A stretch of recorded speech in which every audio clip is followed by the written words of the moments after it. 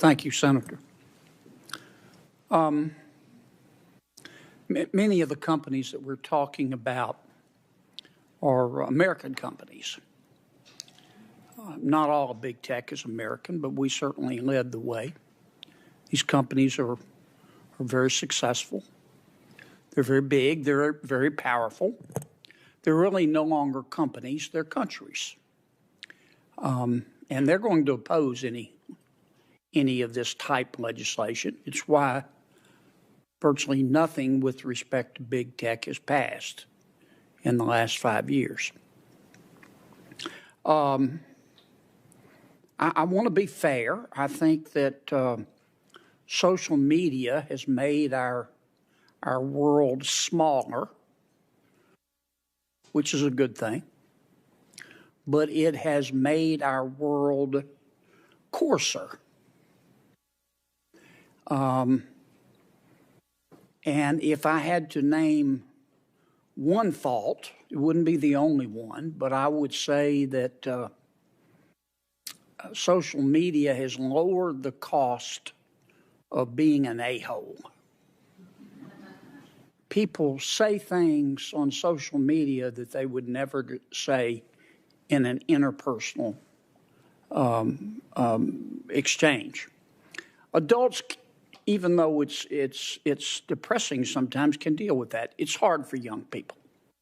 We've talked about a number of problems that are presented by social media: data, privacy, sexual exploitation, but also mental health, and the impact that I think it's clearly having on particularly young women in the Gen Z generation, 10 or 11 to 25 and 26. They're living their lives on social media. And they're not developing interpersonal relationships. It's making them very fragile. It's reaffirming this culture of victimhood. They're not getting ready for the world. So let me cut to the chase. I'll start with Mr. Am I saying it right, Golan? Golan, I apologize. For young people, defined as people under the age of 16, should we just abolish social media for them? Don't let them access it? You know, things are so serious that Give me some quick answers, because I'm going to go down the line. We should consider all options, but I think we should focus. It makes more sense to focus on a duty of care and changing how these platforms operate. Practically keeping kids off under 16 may be impossible. And I would also say it's not just social media. A lot of these things happen on video game platforms as well. You think it'll really be easy to change the attitudes of these social media companies? If you create a duty of care and you limit the data that they can collect. Right. I think they have a duty to care already. What about you, Doctor?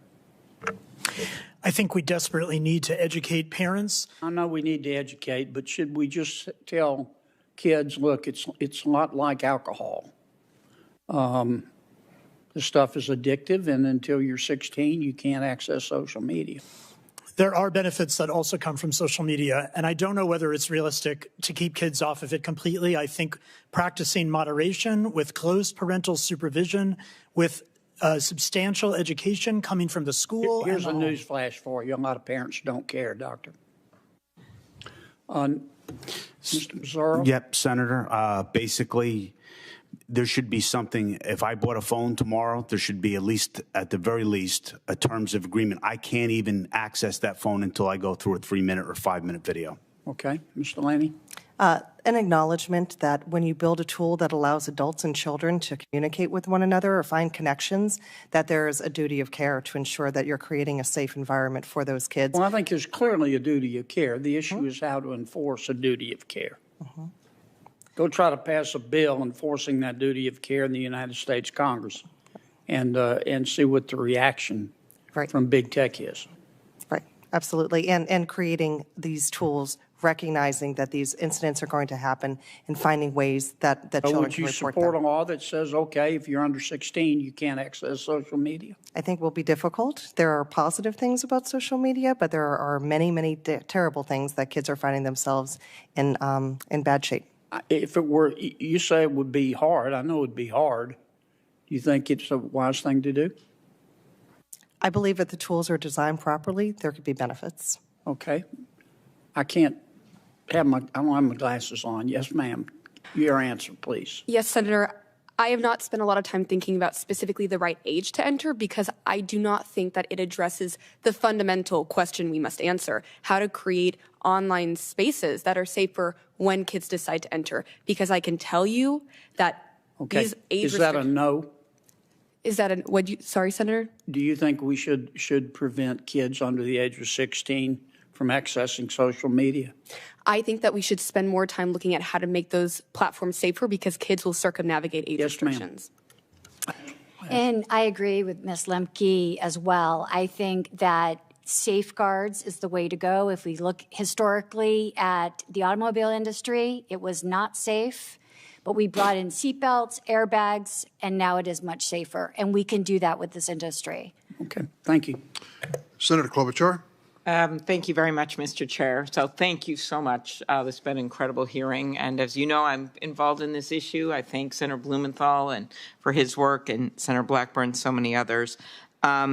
So I would agree we need rules of the road. We need rules of the road for everything from the what we're talking about here for kids to privacy to competition because there's just no rules of the road. As Senator Kenedy has expressed, we have tried in many ways and passed a number of bills in this committee. I believe one of these days they're going to start to pass because the social media companies have stopped everything in their tracks that we have tried to do.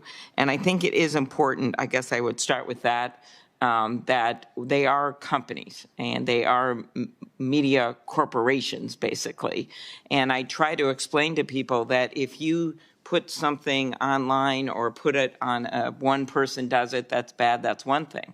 But or if you yell fire in a crowded theater, okay, that's on you.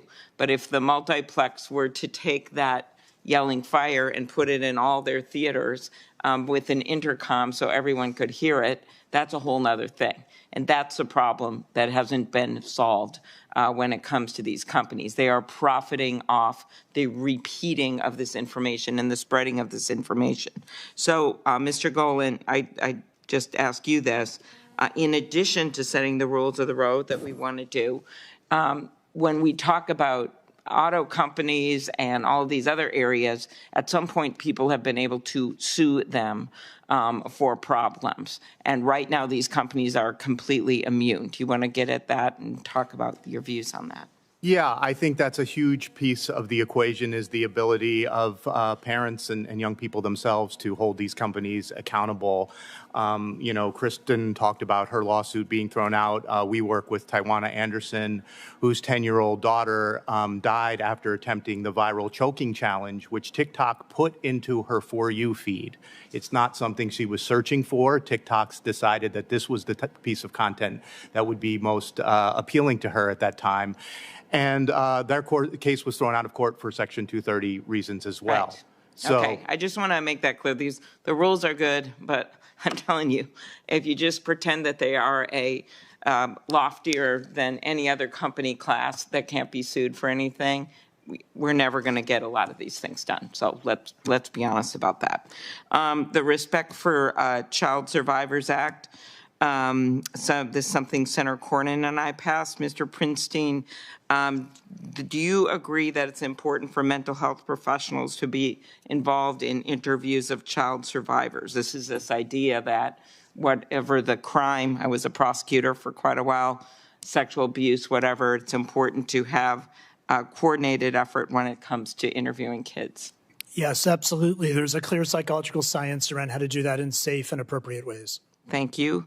The issue of eating disorders, I'll go back to you, Mr. Golan. Studies have found that the eating disorders have the highest mortality rate of any mental illness. I think that surprises people. I led the Anna Weston Act, and last year, of course, thanks to Senator Blumenthal, we heard, and Senator Blackburn, from Frances Haugen, the Facebook whistleblower, about Instagram's own internal research on eating disorders. You talk about that connection between the internet, eating disorders. Do you want to quickly comment on that connection and why that should be part of our focus here?